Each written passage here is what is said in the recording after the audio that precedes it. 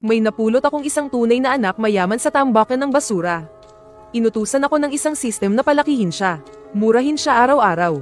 Apihin siya. Hubugin ang matatag niyang pagkatao. Buong sama akong tumango. Napakadali lang niyan. Pinakaayaw ko pa naman sa lahat ang mga bata. Makalipas ang 16 na taon. Nagkita kami ng pamilya niyang hinahanap siya sa gate ng eskwelahan. Nakatsinelas lang ako. Hawak-hawak ang 2 stick ng hotdog. Ang mga magulang niya, nakasakay sa isang magarang kotse. Dala-dala ang 16 na regalo. Pambawi mula sa una hanggang sa ika-16 na kaarawan niya. Tiningnan ako ng ama niya mula ulo hanggang paa. Maraming salamat sa pag-aalaga mo sa kanya sa lahat ng mga taon na ito. Ang peking anak mayaman ay nakasandal sa lalaki. Mahiyain siyang tumingin sa tunay na anak mayaman. Ate, wag mo po akong paalisin. Tiningnan sila ng kakaiba ng tunay na anak mayaman. Pagkatapos, dir-diretso siyang tumakbo papunta sa akin. Inagaw niya ang hawak kong hotdog. Tay, ito na naman ang kinakain mo. Noong araw na napulot ko ang tunay na anak mayaman sa tabi ng basurahan. Kakaisang buwan pa lang niya. Napakapayat niya at mahina. Kahit ang iyak niya ay kasing hina ng isang kuting na naghihingalo. Pero nang binuhat ko siya, tumahan siya sa pag-iyak. Ang bilugan niyang mga mata ay nakatitig sa akin. At biglang kumurba na parang gasuklay na buwan. Kumunat ang noo ko at suminghal ako. Huwag mong isipin na madadaan mo ako sa ganyan. Aalagaan kita, pero dahil lang sa pera. Tila nawala ng masabi ang system. Kung ganun, bakit mo kinukurot ang pisngi niya? Mabilis kong binawi ang kamay ko. Buwisit, nadala ako. Agad din akong natauhan. Sinunod ko ang utos na maging isang malupit na tagapag-alaga. Ibinili ko siya ng pinakamurang gatas na makikita sa tindahan. Pero mukhang ayaw niya talaga itong inumin. Laging kumukunot ang maliit niyang ilong. Puno ng hinanakit ang mga mata niya. Napakapihikan naman. Inumin mo kung gusto mo, kung ayaw mo, wag. Pero umuungol-ungol siyang iniabot ang maliit niyang kamay. Hinawakan niya ang hintuturo ko at bahagyang inalag. Kinaumagahan, kumuha pa ako ng isang part-time na trabaho. Pagsapit ng gabi, bumili ako ng gatas na mas masarap ang lasa. Tama ba to? Hindi siya lalaki kung hindi siya iinom ng masarap na gatas. Kung hindi siya lalaki, paano ko siya may pagpapalit sa pera? Sa gabi, habang natutulog, kakaiba ang katahimikan niya. Pabiling-bay lang ako sa higaan. Kada minuto, tinitingnan ko kung humihinga pa ba siya. Naghanap pa ako online kung normal lang ba na hindi iyakin ng isang sanggol. Hanggang sa ika-6 kong pagtingin. Sa wakas ay nagising ko siya. Anong ginagawa mo? Tinitiyak ko lang na hindi siya mamamatay. Nang lumaki ng malusog ang bata at maging 3 taong gulang. Sa wakas ay may lalabas ko na ang aking masamang ugali. Simula sa araw na ito, kinurot ko ang malaman niyang mga pisngi. Isang bulong ng demonyo. Ikaw na ang magtatali ng sarili mong sintas. Siguro dahil nasa lahi niya. Ang tunay na tagapagmana ay napakatalino. Mabilis siyang natutong magtali ng sarili niyang sintas. Matulog ng mag-isa, kumain ng mag-isa, at kahit maglaban ng sarili niyang medyas. Anong klaseng pagmamaltrato naman yan? Hindi mo naiintindihan, nagsisimula pa lang ang plano ko. Susunod, tuturuan ko siyang mag-mop, matutong magluto, matutong gumawa ng mga marurumi at mabibigat na trabaho. Gagawin ko siyang alipin ko. Ito ang tamang direksyon. Ang hindi ko inaasahan ay, ang tunay na tagapagmana ay napakabait at masunurin. Kung anong iutos sa kanya ay siyang ginagawa niya. Ngunit bilang kanyang pinakamahigpit na ama, hindi ko siya pinapayagang magkaroon ng kahit isang pagkakamali. Kaya noong natapon niya ang tubig para sa mop, nagkrus ako ng mga braso. Pinagalitan ko siya ng husto. Ang tanga-tanga mo. Sa hinaharap, baka pandirihan ka pa ng mga tunay mong magulang. Nangingilid ang luha sa mga mata niya. Umiiyak siyang tumakbo papasok sa kwarto. Dali-dali akong sumunod. Damay kita ko sa pinto para makinig. Pahina ng pahina ang iyak mula sa loob. Hindi ako mapakali. Anong gagawin ko? Baka naman hinimitay na siya sa kaiiyak. System, hindi naman siguro ganon kalala. Tama ka. Maghihintay pa ako ng 5 minuto. Ayan, ganyan nga. 4 na minuto. 3 minuto. Hayaan mo na nga, puntahan ko na lang. Hindi pa ako tapos magsalita. Tinulak ko na ang pinto at pumasok. Pagpasok ko, ang tunay na anak ay nakadapa sa mesa at nagdo-drawing. Agad ko siyang binuhat. Seryoso ang mukha kong nagpaliwanag. Hindi totoo ang mga sinabi ko kanina. Napaka-cute mo kaya. Hindi ka kamumuhian ng mga magulang mo. Daddy, sa drawing, may 2 tao, isang malaki at isang maliit. Ayoko ng iba. Gusto ko lang si Daddy. Natahimik ako. Daddy, huwag kang umiyak. Hindi ako umiiyak. Kalaunan, nalaman ko na hindi epektibo sa kanya ang panenermon. Sa halip, ako pa ang palaging napapaiyak. Kaya nag-iba ako ng paraan. Bumili ako ng mga picture book para matuto siyang magbasa. At todo-todong tinuruan ko siyang magbasa. Ano na namang pakulo yan? Hindi mo naiintindihan, gagamitin ko ang pag-aaral para pahirapan siya. Sa unang araw, tinuruan ko siya ng ikaw, ako, siya. Sa pangalawang araw, tinuruan ko siya ng mahal, galit, gusto, ayaw. Mahal ko si Daddy. Sa ikatlong araw, nakuha na niya. Parang sisiw na putak ng putak. Hinahabol ako para sabihin, mahal ko si Papa. Mahal ko si Papa. Namumula ang mukha ko habang galit na ibinagsak ang picture book.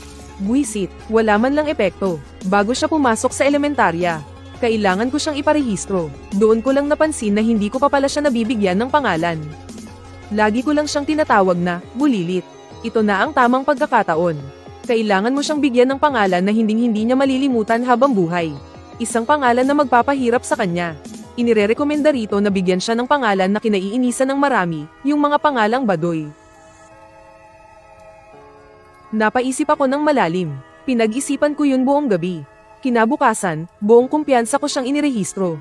At nagpasikat pa ako sa system. Sinunod ko ang payo mo. Binigyan ko siya ng pangalan na hindi niya magugustuhan. Oh, sa wakas, nalinawan ka na rin.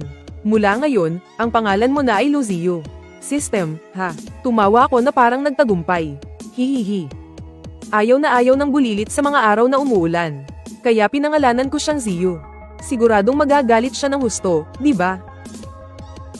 Papa, salamat po at pinagamit niyo sa akin ang apelyido niyo. Ha, teka, parang may mali. Nang mag-elementarya na siya, inutusan ko siyang mag-aral ng mabuti. Pumayag naman si Luzio. At nagsimula siyang maging mas seryoso. Hindi na niya isinisigaw buong araw na, mahal ko si Papa.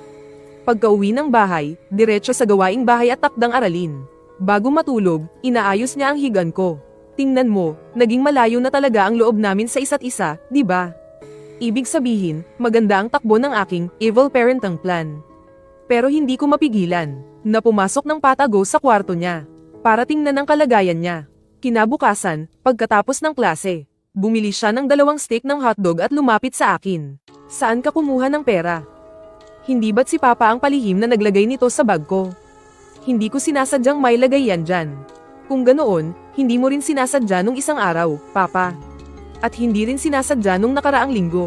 At hindi rin sinasadya nung nakaraang buwan. Saka puro junk food to. Sino bang nagsabing kainin mo? Habang nakatitig siya sa akin ng may pag-asam. Sa ilang subo lang ay inubos ko na lahat ng sausage. 2 oras pagka-uwi sa bahay. Pumasok ako sa kwarto niya, dala ang sausage na ako mismo ang gumawa. Kita mo, ito ang tinatawag na healthy. Hindi umimik si Luzio. Pero kumislap ang kanyang mga mata. Inubos niya ang sausage nang walang itinira. Ikaw na naman. Ano bang alam mo? Pinapa-taste test ko lang sa kanya. Umalis akong kontentong-kontento. Matalino si Luzio. Halos palagi siyang nakakakuha ng perpektong score. Hanggang sa wakas, sa final exam niya noong grade 3, nakakuha lang siya ng 78 sa English. Bakit ang pabaya mo? Bakit mo hinayaang mawala yung 2 puntos? Sorry po, Papa. Mag-iingat na po ako sa susunod. Yumuko si Luzio bilang pag-amin sa pagkakamali. Tahimik siyang pumasok sa kwarto. Oy, ang galing ng diskarte mo. Hindi pa man natatapos ang sinasabi niya. Nakatitig na ako sa likod ni Luzio. Tahimik na tumulo ang mga luha ko. Diyos ko, ano bang ginawa ko? Wala ka namang ginawa. Makalipas ang ilang minuto, si Luzio na pumasok sa kusina para magluto. Ay nakita akong nakaupo sa sulok habang umiiyak. Agad akong tumayo at pinunasan ang aking mukha. Papa, umiiyak ka na naman. Hindi ako umiiyak, nausukan lang. Papa, sa susunod, makaka-perfect score na po ako. Ano bang alam mo? Alam ko po. Mahal na mahal ako ni Papa. Nanigas ako. Patago kong inakbayan ang balikat niya. Di ba dapat mong turuan siya ng leksyon? Manahimik ka. Ang tawag dito, pagpapanggap na mahina para makalamang. Hintayin kong magtiwala siya sa akin. At saka ko siya sasaktan ng todo. Pero matagal akong naghintay. Hindi ko nakuha ang pagkakataong iyon. Sa halip, ang naabutan ko ay si Luzio na umiiyak pag-uwi. Matagal ko nang hindi nakikitang umiiyak si Luzio. Pag-uwi niya, dumapa agad siya sa mesa. Anong problema, Xiaoyu? Sabihin mo kay Papa, may nang-api ba sa'yo? Nagpabalik-balik ako sa pag-aalala. Pagkatapos ng matagal na pakiusap, umiiyak na siyang naglabas ng sama ng loob sa akin. Sabi nila, hindi raw ako tunay na anak ni Papa. Iyon lang pala, nakahinga ako ng maluwag. Oo nga, Pinulot lang kita sa tabi ng basurahan. Natigilan si Lucio. Talaga? Oo. Madalas kong sabihin sa kanya, na pinulot lang siya mula sa basurahan. Pero hindi niya inakalang totoo pala iyon. Ngumuso siya. Akmang iiyak na naman. Oh, ano ngayon? Nag-overload ang utak ni Lucio. Huminto siya sa pag-iyak. Mabait ba ako sa'yo? Mabait. Hindi ba't ako naman ang nagpalaki sa'yo sa loob ng maraming taon? Opo. Hindi kita tunay na anak. May magbabago ba sa sitwasyon natin ngayon dahil dyan? Matagal na nag-isip ng mabuti si Lucio. Wala. Iyon naman pala, isa sana itong napakahirap na tanong sagutin. Maaari itong magdulot ng matinding trauma sa damdamin ng tunay na anak. Pabayaan mo na, may sarili akong diskarte. Kinabukasan, pumasok si Lucio sa eskwela. Yung mga kaklase niyang lalaki na kinaiinisan niya. Tinukso na naman siyang pinulot lang. Oh, ano naman? Liu Xiaohao, ang dumi-dumi ng damit mo. Hindi ka man lang tinuruan ng mga magulang mo na maglaba. Siguradong hindi ka nila mahal. Joe Dabao, lagi kang kulelat sa klase. Pinapabayaan ka lang ng mga magulang mo. Siguradong wala na silang pag-asa sa'yo. Song Yaozu, araw-araw kang kumakain ng junk food. Hindi ka man lang sinasaway ng mga magulang mo. Siguradong wala silang pakialam sa kalusugan mo. Nagkatinginan ang tatlong bata, namula ang mga mukha nila sa hiya. Basta, pinulot ka lang. Oh, ano naman, mahal ako ng tatay ko. Anong ikakatakot ko? Ang mga araw namin ni Lucio ay lumipas ng ganun-ganun lang. Nakapasok siya sa pinakamagandang junior high at high school sa syudad dahil sa matataas niyang grado. Tuwang-tuwa ako, noong inilipat ko siya sa isang bahay malapit sa high school niya. Nang malaman ni Lucio na mahal ang upa, siya na mismo ang nag-alok na mag-part-time bilang tutor. Pero bigla akong kinabahan. Hindi pwede. Bakit hindi? Kapag nag-tutor ka, maaapektuhan ang pag-aaral mo. Paano kung hindi ka makapasa sa isang magandang universidad? Paano mo pa ako bubuhayin yan? May punto ka. Nakahinga ako ng maluwag, pero natakot din ako na baka seryosohin niya yun. At tumigil pa sa pag-aaral para lang magtrabaho at buhayin ako. Kaya pa kitang buhayin ng ilang taon pa, walang problema. Long-term investment to, ika nga. Napangiti si Lucio. Salamat, Papa. Inilabas ko ang bagong school bag at inabot sa kanya. Oh, napulot ko lang sa daan. Papa, pwede ko pa namang gamitin yung luma kong school bag. Kapag sinabi kong gamitin mo, gamitin mo. Ang dami mong sinasabi. Nakangiting tinanggap ni Lucio ang school bag. Bago pumasok sa eskwela, sumilip pa siya para sabihin. Pa, gusto ko po ng starch sausage. Sige na.